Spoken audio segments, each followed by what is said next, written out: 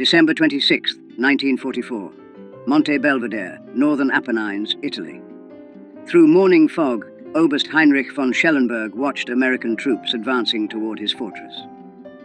"Negroes," his briefing officer had reported with contempt. "The Americans have sent us their weakest troops." Former railroad porters playing soldier. Von Schellenberg, a Stalingrad veteran, studied the men through field glasses. The 370th Infantry Regiment, part of the U.S. Army's 92nd Infantry Division, an all-black unit in a segregated army sent to assault the most formidable German defensive position in Italy, the Gothic Line. Wehrmacht propaganda had prepared German soldiers to expect quick surrender from black American troops. Nazi racial theories declared African soldiers inherently inferior in combat, lacking discipline and courage for sustained fighting. What von Schellenberg didn't know was that marching toward his mountain fortress were men who had endured challenges no German soldier could imagine. They had fought racism in their own army, trained with inadequate equipment, and served under officers who expected them to fail. They carried a burden heavier than their packs, the weight of representing an entire race to a world that doubted them. Within 48 hours, von Schellenberg would send an urgent message to Field Marshal Kesselring's headquarters, a message that would force German commanders to reassess everything they believed about racial combat capabilities. The Germans had laughed, but the laughter died in the mountains. This is the story of how the Buffalo Soldiers of World War II transformed from objects of derision into the sledgehammer that cracked the Gothic Line. Subscribe to the channel if you never want to miss stories like this. Most people don't know this history exists. Help us change that. The 92nd Infantry Division activated in October 1942 at Fort Huachuca, Arizona. 15,000 black soldiers organized into 4 infantry regiments. Their shoulder patch bore a black buffalo, honoring the legendary Buffalo Soldiers of the Frontier Army. But pride couldn't overcome systematic obstacles. The U.S. Army remained rigidly segregated.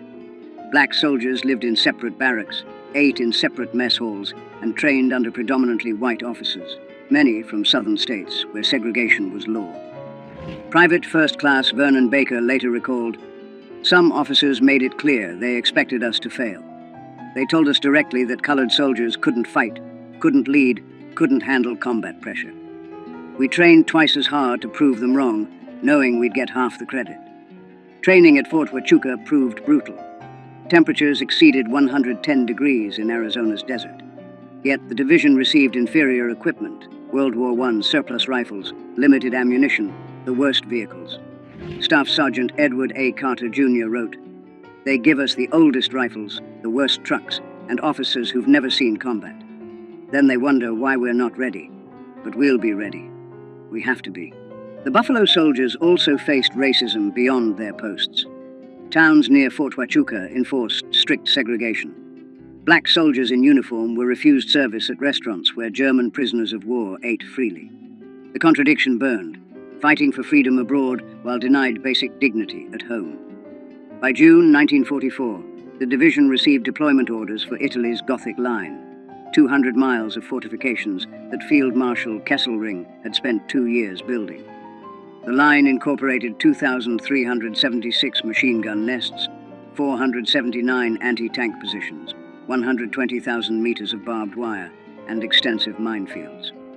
The Buffalo Soldiers would face this barrier with inadequate artillery support, inconsistent air coverage, and the burden of knowing that failure would confirm every racist stereotype. German propaganda already mocked their deployment. Wehrmacht intelligence dismissed black American troops as third-rate soldiers suitable only for labor duties. The division arrived in Naples in July 1944. General Edward M. Almond commanded, a Virginian whose racial attitudes were well documented. He openly doubted his soldiers' capabilities and maintained relationships with officers who shared his prejudices. Staff Sergeant Johnny Stevens recalled, "General Almond told us we had to prove ourselves, that people were watching. What he didn't say, but we all heard, was that he expected us to fail.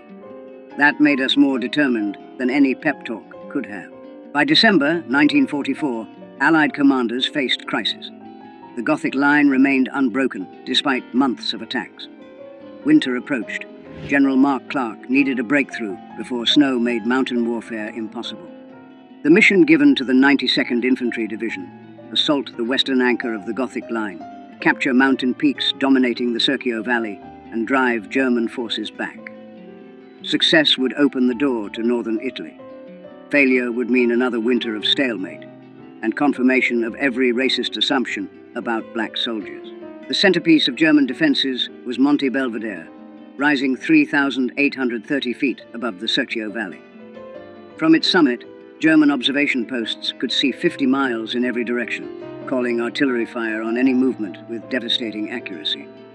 Oberst von Schellenberg, commanding the 148th Grenadier Division, had supervised construction personally. Concrete bunkers with 3-foot walls protected machine gun crews. Mortars sat in covered pits, invisible to aerial reconnaissance. The mountains multiplied German effectiveness. A single machine gun could control an entire valley. Lieutenant Hans Becker wrote to his wife, "The Americans would need wings to reach us. The slopes are so steep that climbing without enemy fire would be difficult. Under fire, I cannot imagine how they could advance. The Negro troops they're sending will die before they reach our wire." German intelligence on the 92nd Infantry Division reflected Nazi racial prejudices. A November 1944 assessment stated, "American Negro units lack combat motivation. They will advance until meeting serious resistance, then retreat or surrender. Division is suitable only for defensive operations or garrison duties." This wasn't based on combat observation. It reflected Nazi ideology that declared non-Aryans inherently inferior. Wehrmacht training manuals advised, "Offer strong initial resistance. Negro troops will panic and flee. Their white officers will be unable to restore order." These assumptions created dangerous overconfidence. Von Schellenberg positioned forces believing black troops would collapse under artillery fire, never reaching his main defensive line. The Gothic Line's fortifications included S-mines, bouncing Bettys, that jumped 3 feet before exploding at groin height. Barbed wire obstacles, some 30 feet deep, forced attackers into killing zones. German defenders had registered every approach route with artillery. Weather became a German ally. November temperatures ranged from 40 degrees during the day to below freezing at night. Rain fell constantly, turning trails to mud. Morning fog prevented air support. Trench foot became epidemic. The 92nd's medical reports showed 847 cases serious enough for evacuation in November alone. Allied artillery and air support proved inadequate. Ammunition shortages plagued Italian operations. The 92nd received only 30% of requested ammunition, while priority went to France. Air support averaged fewer than 10 sorties daily compared to 100 plus in Northwest Europe. The Buffalo soldiers studied their objective, knowing they would assault with inadequate preparation. They would attack at numerical parity against prepared defenses. No 3-to-1 superiority that doctrine required. Success depended on courage, determination, and accepting casualties that would horrify commanders who valued their soldiers equally. But these soldiers weren't valued equally. They knew it. The Germans knew it. Failure would confirm every racist assumption. That burden was heavier than the equipment they carried. December 26, 1944. H hour 0600. The attack would begin in darkness, on ice-covered slopes, against an enemy expecting them to fail. December 26th, 0545 hours. Absolute darkness on Monte Belvedere's lower slopes. Men of Company C, 370 Infantry Regiment, checked equipment one final time. Every man carried 60 pounds up slopes where mountain goats struggled. Staff Sergeant Carter whispered final instructions. "Stay low until artillery stops. Watch for mines. When we reach the wire, Bangalore torpedoes go first. Follow me through. If I go down, the next man takes over. We keep moving until we reach the top, or we're all dead."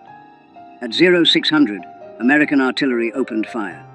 2,400 rounds in 15 minutes, the maximum allowed. In his command bunker, von Schellenberg smiled. "Only 15 minutes? The Americans are weaker than we thought. The Negro troops are coming." When artillery stopped, 30 seconds of silence. Then American voices shouted, "Move out!" And the Buffalo soldiers began their climb. The slopes averaged 45-degree angles, steep enough that soldiers grabbed vegetation and rocks to pull themselves upward. Some sections exceeded 60 degrees. Men carried rifles slung, needing both hands to climb. Combat loads became torturous after 100 yards of vertical ascent. Private James Hendricks described it. You'd climb 10 steps and need to rest, gasping. Your legs burned. Your shoulders ached. You knew if you stopped too long, you'd never start again. So you climbed, one step at a time, listening for the sound that meant Germans spotted you, machine guns opening fire. That sound came at 6:23. German MG-42s, firing 1,200 rounds per minute, swept slopes with interlocking fire. The first bursts caught Company C's lead platoon 400 yards from the